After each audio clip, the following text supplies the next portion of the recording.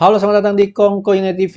I'm United, we're all United. Kembali lagi gua mau update transfer, berita transfer Manchester United ya. Jadi pada hari ini gue bakal ngomongin tentang Adrian Rabiot, tentang Frankie De Jong dan juga Sasa Kalidzic ya. Jadi oke, kita mulai dulu dari Adrian Rabiot ya. Adrian Rabiot transfernya sedikit bermasalah karena ya itu ya basically mamanya lah ya, agentnya si Rabiot tuh sedikit rese gitu kan ya. Dia cuma pengen ketemu sama John Murtough ya.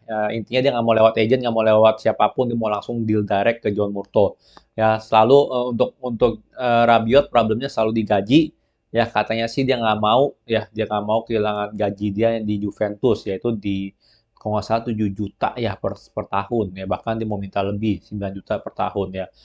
Kalau menurut gue sih, pendapat gue tetap sama, harga segitu terlalu mahal untuk Adrian Rabiot ya. Jadi dan juga kalau nggak salah dari Telegraph ngomong nih ya hari ini ya, atau kemarin atau hari ini sih harusnya, John Murtough udah di Turin. Jadi dia udah di Turin, udah untuk ketemu sama mamanya Rabiot, ngobrol lah. Ya, intinya untuk negosiasi gaji ya, karena dengan Juventus sendiri menurut gue sih itu harusnya udah done deal lah ya untuk Rabiot. Semoga ya kita nggak beli kemahalannya, semoga kita beli mungkin di harga 15 masih oke kali ya. Dan untuk gaji sih gue nggak setuju kalau kita bayar gajinya dia tuh sama kayak Juventus atau lebih, gue nggak mau. Harus di bawah gimana pun juga, sebagus apapun dia di PSG. Di Juventus dia ya rada flop gitu ya. Terlepas ya ada yang bilang oh karena strateginya lah, karena apalah, karena taktiknya nggak cocok.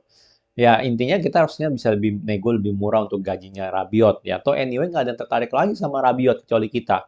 Ya kita desperate, menurut gue dia juga desperate ya. Seandainya dia stay di Juventus 1 tahun lagi, ya siapa yang mau beli dia nanti selanjutnya, kan belum tentu ada juga. Apalagi makin tua. Jadi kalau gue bilang sih harusnya kita jangan jangan sampai jangan sampai kita ini tuh kalah sama mamanya Rabiot. Ya, Rabiot ini kan bukan bukan pilihan utamanya Ten Hag, benar nggak? Ya, walaupun ya Ten Hag udah nelpon Rabiot lah, bla bla bla, tapi dia bukan pilihan utama Ten Hag. Pilihan utama Ten Hag tetap De Jong, benar nggak? Sisanya itu ya plan B-nya Murtough, karena udah panik gitu loh dia kalah. Ya kan, karena MU kalah dia panik, akhirnya baru bikin plan B.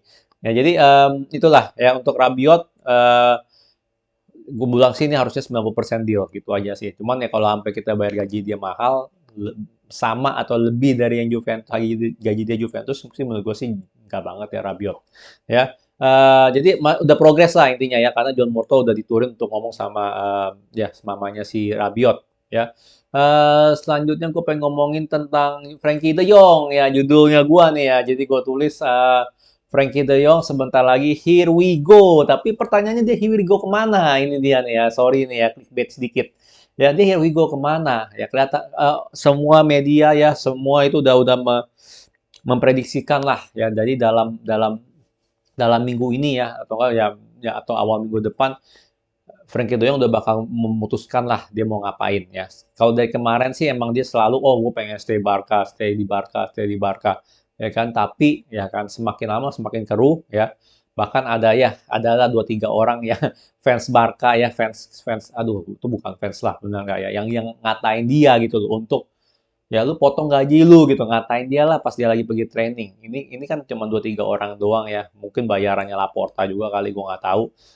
Tapi ya intinya sih udah semakin memanas gitu loh, apalagi pengen legal battle ya kan, mau ya si Laporta bilang ada kriminal lah atau apalah ya kan, dan kayaknya De Jong sendiri juga nggak terima gitu loh, jadi disangka ini gitu loh, benar nggak, apa image dia tuh dihancurkan lah ibaratnya sama Barcelona ataupun Laporta.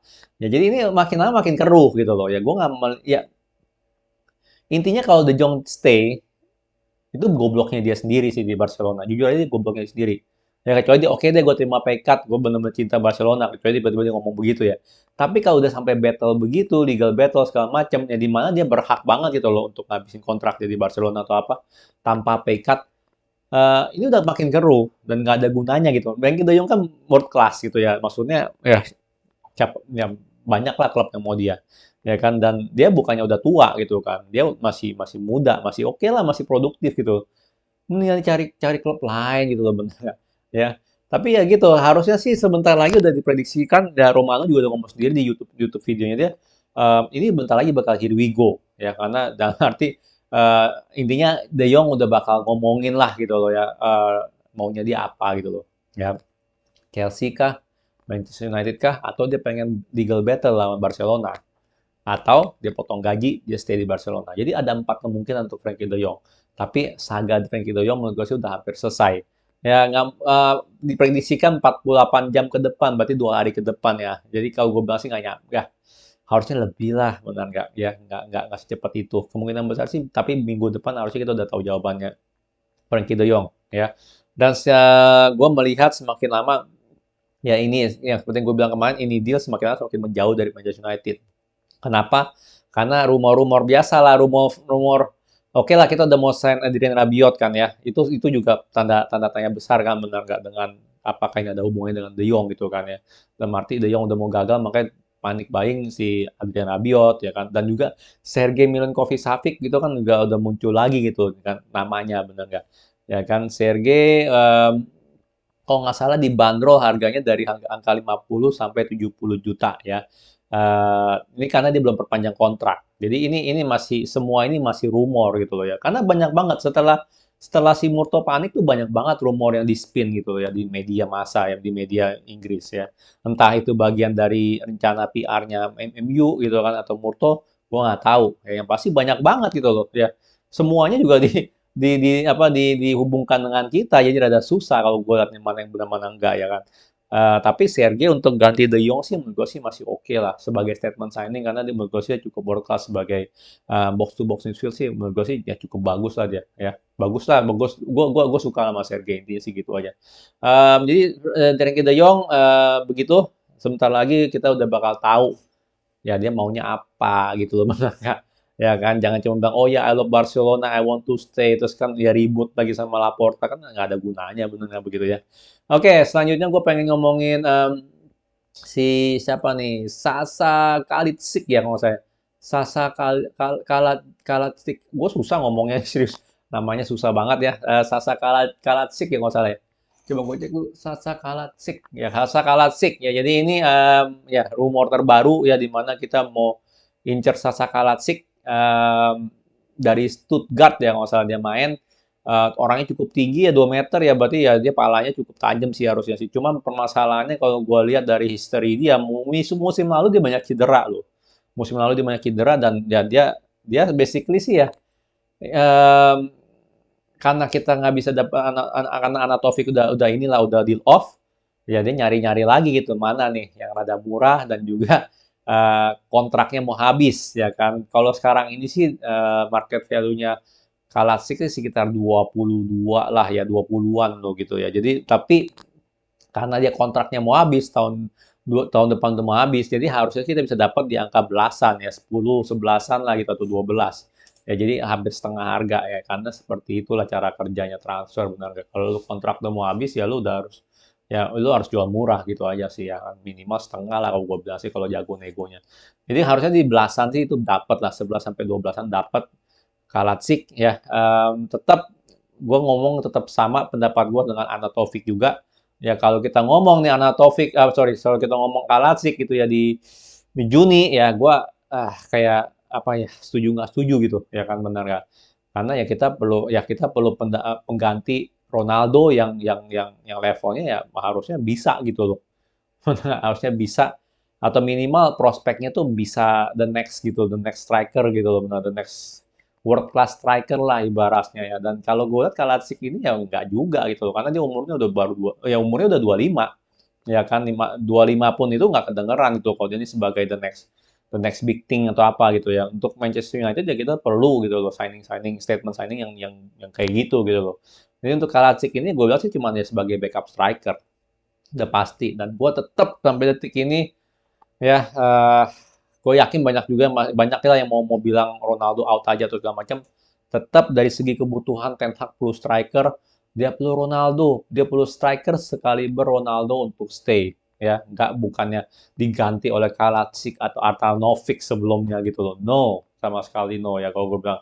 Jadi ya dia ini gue bahas sebagai backup striker doang. Menurut gue kalau seandainya dia masuk pun mungkin dia battle sama si Martial kali ya. Ya siap ya, maksudnya ya, siapa yang bakal, Ronaldo tetap striker utama kalau seandainya dia stay. Jadi tapi selanjutnya tinggal antara ya ini orang atau Martial gitu loh, benar nggak?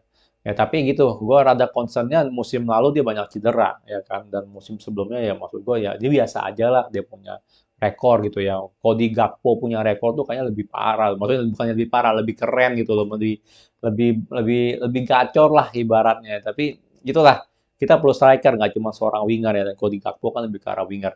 Em, Dia bakal cocok sama sistem Ten Hag. Kalau gue lihat karena sebelumnya juga Sebastian Haller orang tinggi ya, harusnya sih ya dia harusnya sih cocok-cocok aja sih dengan sistemnya Ten Hag gitu loh. Ya, ya dia perlu perlu orang yang lebih inilah, benar nggak, yang lebih fisik gitu kan segala macam ya, karena Martial gitu ya mau gimana pun juga Martial ya nggak terlalu fisikal banget, dia lebih orangnya lebih teknik gitu kan ya, lebih lebih teknikal lah buat timbang fisikal gitu loh untuk Martial. Jadi gitulah ya.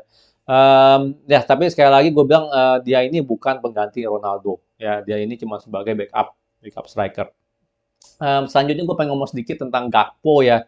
Jadi Gakpo ini ya kabarnya ya kita tahu lah Gakpo mau dibeli karena sebagai pengganti Anthony, ya kan? Karena Murto geraknya lambat, akhirnya Anthony udah harganya mahal, ya kan? Nggak mau dijual sama Ajax, mau dijual harga mahal. Akhirnya kita coba cari winger lain alternatifnya, benar nggak? Dan ini Gakpo ini menurut gue sih prospeknya cukup bagus, apalagi kalau cuma harganya 35 juta. Ya kan, cuman ini semua sekali lagi tergantung oleh PSV, dia lolos Champions League atau enggak. Ya. Kalau dia nggak lolos Champions League, ya menurut gue sih Gakpo harusnya sih bisa dandil. Ya itu aja deh. Ya dan ini juga PSV juga mau nahan Gakpo, ya kan. Kalau misalnya mereka lolos Champions League ya dia pengen Gakpo stay PSV. Ya jadi sama lah gitu loh sama pendapat gue gitu ya. Kalau misalnya Gakpo keluar, sorry, kalau misalnya PSV nggak lolos Champions League, Gakpo kemungkinan besar bisa keluar gitu loh. Ya kan, apalagi ya buat apa gitu. Masa dia lebih milih PSV ketimbang Manchester United, benar nggak? Ya kita sih ngomong apa adanya aja ya, benar nggak? Jadi seperti itu untuk kalau di Gakpo ya. Oke, paling itu dong sih yang gue bisa update dari transfer Manchester United ya. Em, Walaupun cukup telat ya, jujur aja sih ya, pergerakan transfer kita ini baru baru ngegas ya setelah kita kalah gitu, setelah Premier League mulai gitu ya. Tapi ya semoga aja lah kita bisa dapetin midfield yang berkualitas ya, pengganti McFred, pengganti Matic, pengganti Pogba ya kan gitu ketemu, dan juga backup untuk Ronaldo sebenarnya. Walaupun sih backup untuk Ronaldo sih cuma mimpi sih untuk detik-detik ini, karena ya udah lewat. Ya orang udah mulai mulai liga gitu, udah nggak mikirin buat jual pemain. Ya orang yang mikirin buat jual pemain ya pemain-pemain yang udah nggak terlalu dibutuhkan gitu di baratnya, kayak misalnya Sasa Kalicic ya, bukan dia nggak dibutuhkan tapi kan uh, dia punya kontrak udah mau habis itu. Jadi yang tim inti ya, yang prospek-prospek bagus harusnya itu nggak mau dijual gitu loh. Karena musim udah mulai. Ya inilah makanya nih ya, banyak fans MU tuh nggak ngerti gitu loh, apa sinergi transfer tuh kayak gimana gitu loh. Ya kan mikirnya, oh masih 1 September kok, selesainya kok, ini kan apa transfer ditutup. Ya tapi orang klub-klub yang bener mah ya selain Manchester United itu udah selesai gitu loh. Bisnis transfer untuk memperkuat ini udah selesai. Ya kan paling tinggal transfer-transfer yang kecil gitu kan ya, atau yang mau dibuang atau apa gitu loh. Ya karena liga udah mulai, ya kan. Liga udah mulai, kita udah kehilangan poin gara-gara transfernya amburadul, benar nggak? Ya, oke, jadi gitu. Menurut kalian gimana dengan Frankie De Jong? Prediksi kalian keputusannya apa gitu untuk dia ya? Yang kedua, Kalisic ini gimana menurut kalian? Siapa tahu ada pencinta Bundesliga juga yang sering nonton. Mungkin sering nonton dia kali kayak gimana ya. Tapi kalau gue sih nggak sama lah kayak Arnaud Taufik, gue nggak excited excited banget ya, biasa aja. Yang pasti ya kita perlu striker sih, backup. Itu aja ya. Kalau Ronaldo keluar sih itu baru pusing pala deh ya, mau cari siapa penggantinya ya. Cuman sekarang ini sih asumsi gue Ronaldo nggak keluar lah. Ya, itu aja sih. Oke, sekian video dari gue ya. Kalau suka jangan lupa like, subscribe, and thank you for watching.